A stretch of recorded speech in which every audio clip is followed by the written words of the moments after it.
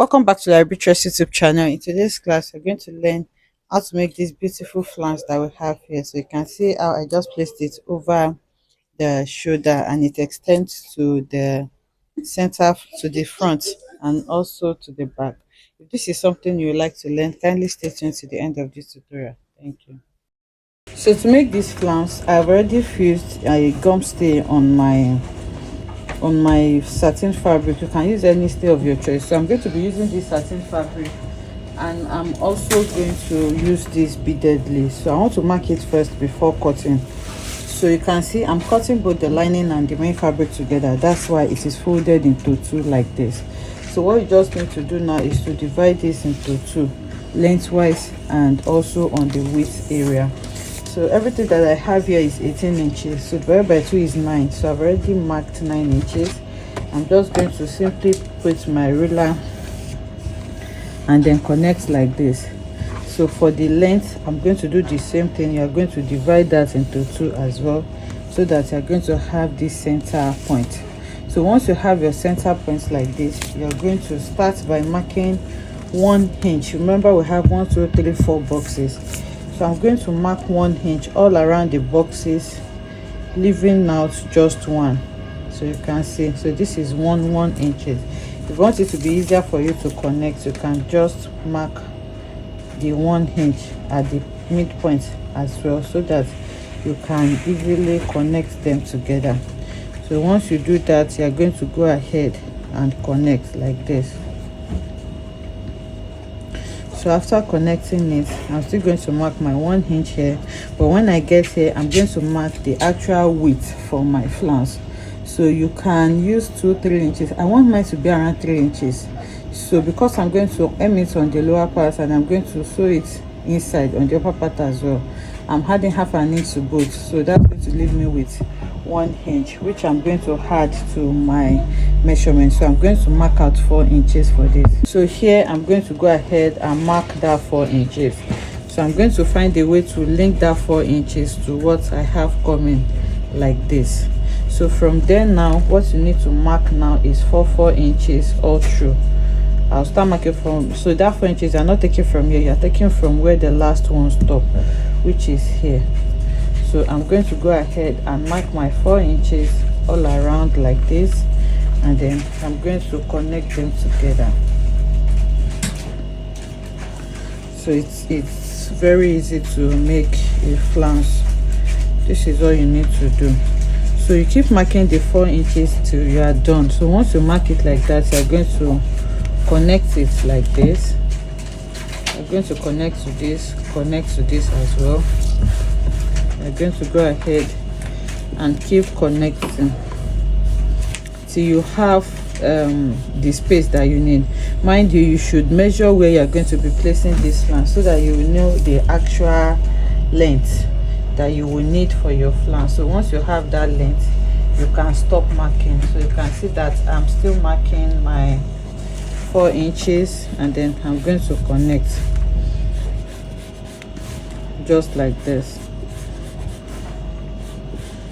So the space that I want to place this is going to be around 21 inches. So I'm just going to check to see that I have up to that. So the 4 inches stop here.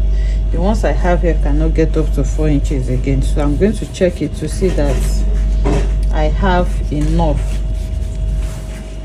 Okay, I'm going to check to see that I have enough for my 4 inches. So here, this is not going to be part of my flounce, so it's going to start from around here. So you can just take your tape all around and see the length, but what I have here should be enough. So my flounce stops here. Okay, so I'm just going to close it here. So like I said, I want to add the beaded lace to it, and I want to cut it together. So what I'm going to do now is to go ahead and put the lace down, and I'm going to pin it together with it, so that I can easily cut it all at once. So you can see how I'm doing this. So I'm going to place my lace on it, and then I'm going to pin it. Once you are done pinning everything in place, you just grab your scissors and then you start to cut it. So if you cut it all at once, it makes the work easier for you. You won't have to start laying your lace fabric to cut separately. So I'm cutting out the excess that is not part of the flounce. All these ones that I'm cutting, they are not going to be part of the flounce. The flounce is just the ones within the box that we mark. So you are going to cut out these ones that is not needed.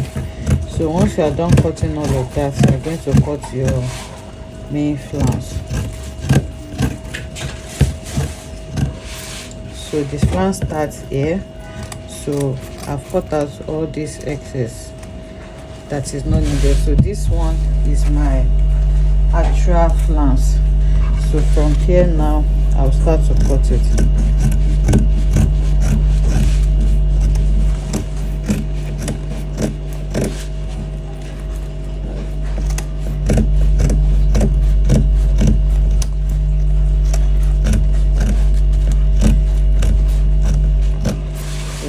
What we have here.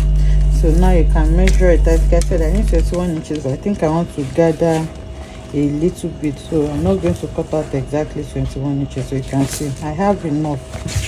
So you go ahead and cut out the rest. If you don't want to gather it, you can just leave it at the exact measurements that you need. So you can see I'm cutting it, and then I have cut everything out now. So because the radius of this part is small, it's going to fold very well. You can see how it's folding. So this is the one I'm going to be placing in front. So if you want this kind of fullness for the other ones, you can just gather it a little bit or pleat it so that it can give you this much fold. So this is what we have. This is my main fabric, this is the lining, and this is the lace that I'm going to be placing on it. So now we're going to turn it. I'm going to be turning it inside out. So for me to be able to turn it, I'm going to detach it so that I can place the lace on the satin the way it's supposed to be. Then I'm going to repin it again and then turn it. So at this point, if you want to add crinoline to it on the hem, you can just bring your crinoline and sew to the hem when you are sewing it for turning. So I'm done detaching the lace. Now I'm going to place the main fabric down like this, and then I'm going to be placing my lace on it. So I'm going to place my lace on it. You can see the effect that this is giving us. So I'm going to pin it together with the lining so that I can sew it on the hem.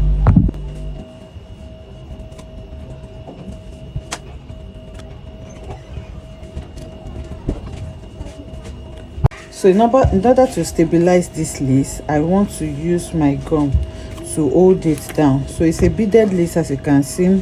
So in order for the gum not to smear everywhere, I'm just going to be placing the gum along the lines of the bead. Okay, it's also going to secure the bead for you if you need to cut some. So I'm not going to be placing gum on the places that is plain. I'm not going to be placing it on the tool. I'm just placing it on this place so that I can use that to hold it down. So I'll do this all around. So you can see now that the lace is stable. I have glued it together with the satin. So what you just need to do now is to place this lining on it, and then you're going to sew it. So now I'm going to place it like this. I'll arrange it, and then I'm going to pin them down together. So if you want to add crinoline to it at this point, this is where you're going to bring in your crinoline, and then you're going to sew them all together. So I'm done sewing it now. You can see, if you flip it, you will see that the edge is clean. But I want to also add crinoline to mine. I don't like sewing my crinoline because if you sew it together, it does not really lay flat for me. So I prefer to attach the crinoline with my hemming gum, and when I'm doing that, I'll make sure that it does not get into my seam line. You can see the seam line here, so I'll just place it a little bit outside so that when I turn it, it's going to relax well.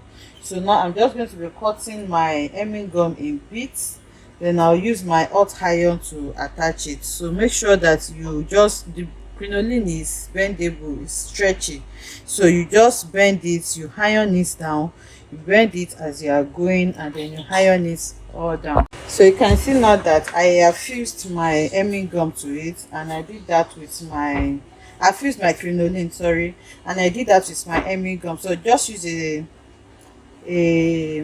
steam iron so that it can gum well for you. So once you are done doing that, we are now going to turn it to the right side and then iron everything out properly. Okay, you can see the beaded fabric, you can see that's why we have this mark on the satin. The beads are giving it the mark. So if the crinoline is not touching where you sew, you will see that even before ironing, it's going to lay very well, it's going to lay flat.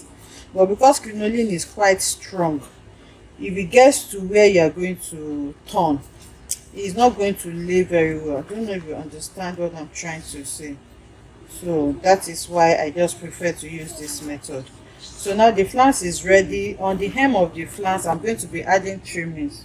So like I said, I'm going to be sewing trimmings to mine, and then this upper part you can weave it so that it can be neat, but for me, I'm not going to weave it. I will just fold it in. I'm not weaving because of the beads that are there, so I will just fold in like half an inch. Remember, I added that when I was drafting, and then I'm going to stitch on it so that it can be neat. So once you're done with that, you can go ahead now and place this anywhere you want to place it. So this is what it looks like when you place it where you want to place it, and you can see how beautiful and elegant it is looking. I hope you enjoyed making this beautiful tutorial with me. If you enjoyed it, let us know in the comment section. Like, comment, and subscribe to our channel, and I'll see you in the next one.